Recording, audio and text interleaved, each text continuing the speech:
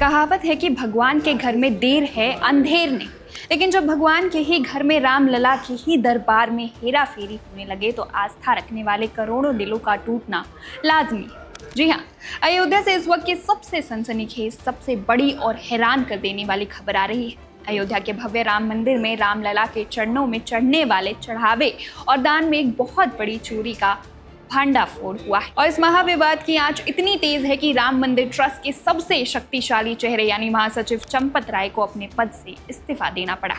सिर्फ चंपत राय ही नहीं बल्कि ट्रस्ट के एक और बेहद अहम सदस्य डॉक्टर अनिल मिश्रा की भी छुट्टी हो गई।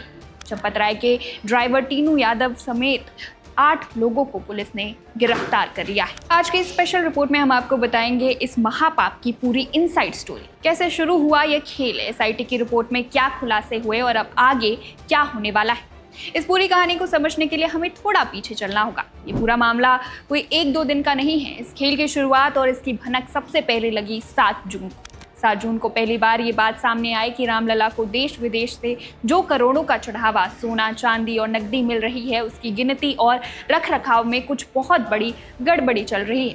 जब ये मामला गरमाया तो उत्तर प्रदेश की योगी आदित्यनाथ सरकार तुरंत एक्शन में।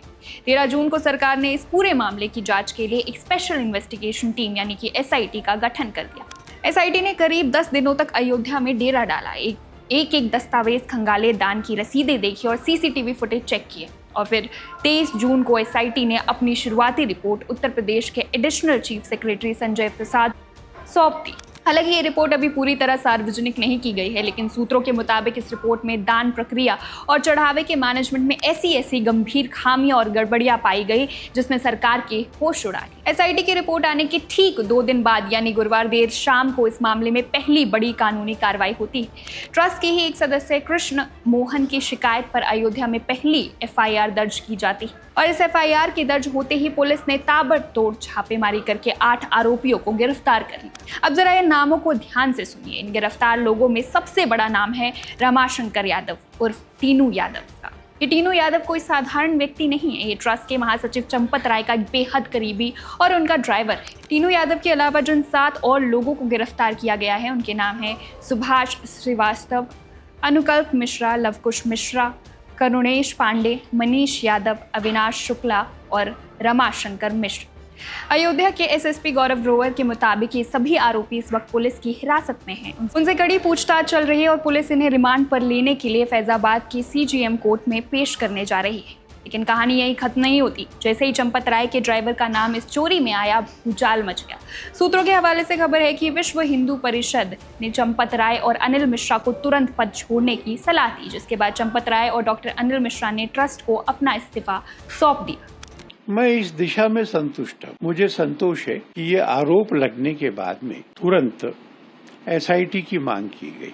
मांग ट्रस्ट ने की। जब वो लोग जांच करने के लिए आए तो चंपत जी उस जांच के लिए प्रस्तुत हुए स्वयं। और फिर जैसे ही एसआईटी की रिपोर्ट सामने आई, जितने नाम थे उनके नाम लिखे, जिनके नाम नहीं थे पर हो सकते हैं तो एवं अन्य लोग लिखा, और जिस दिन उनको नाम मिले उसी दिन एफआईआर हो गई।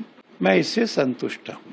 क्योंकि राम मंदिर ट्रस्ट एक ऑटोनॉमी यानी स्वतंत्र संस्था है, इसलिए अब ट्रस्ट की अगली बैठक में इन इस्तीफों पर अंतिम फैसला लिया जाएगा। इतना ही नहीं, मंदिर निर्माण के प्रभारी गोपाल राव को भी व्यवस्था से बाहर का रास्ता दिखा दिया गया है। राम मंदिर का मामला हो और देश में सियासत न गरमाए, ऐसा तो हो ही नहीं सकता। इस इस्तीफे और चोरी की खबर के बाद विपक्षी दल हमलावर हो गए। उद्धव ठाकरे की पार्टी के नेता और राज्यसभा सांसद संजय राउत ने सीधे ट्विटर पर सवाल दाग दिया। उन्होंने पूछा, राम मंदिर के लिए उद्धव जी ने जो 4 किलो चांदी दान की थी वो कहाँ गई? अब जवाबदेही तय करने का समय आ गया है। वही दिल्ली के पूर्व मुख्यमंत्री अरविंद केजरीवाल भी शुक्रवार को रामलला के दर्शन करने अयोध्या पहुंचे थे। उन्होंने इस मामले पर तीखा हमला बोलते हुए कहा कि जिन्होंने ये महापाप किया है उन्हें कड़ी से कड़ी सजा मिलनी चाहिए। एफआईआर तो सिर्फ एक दिखावा है, असली मकसद बड़े बड़े लोगों को बचाना है। विपक्ष के इन हमलों के बीच उत्तर प्रदेश के मुख्यमंत्री योगी आदित्यनाथ ने भी बेहद कड़ा रुख अख्तियार कर लिया है। सीएम योगी ने साफ शब्दों में चेतावनी देते हुए कहा है कि आस्था के साथ खिलवाड़ किसी भी कीमत पर स्वीकार्य नहीं है।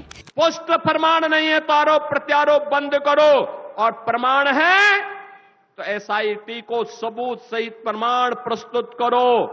एसआईटी की सिफारिश के अनुरूप सरकार कार्रवाई को आगे बढ़ा रही है और जब वरिष्ठ अधिकारियों की टीम कार्य कर रही है तो उसमें फिर राजनीतिक बयानबाजी बंद करें। सनातन के मूल्य को ठेस पहुंचाने वालों के खिलाफ हमारी सरकार जीरो टॉलरेंस की नीति पर काम करेगी। कहा तो ये भी जा रहा है कि एक हफ्ते पहले जब सीएम योगी अयोध्या के दौरे पर गए थे तभी उन्होंने चंपत राय को अपने कार्यक्रमों से दूर रखा था, जिससे साफ था कि गाज गिरनी तय है। तो रामलला के भव्य मंदिर की सुरक्षा और व्यवस्था जिन कंधों पर थी, आज वही कंधे इस बड़े विवाद के बाद पीछे हट गए।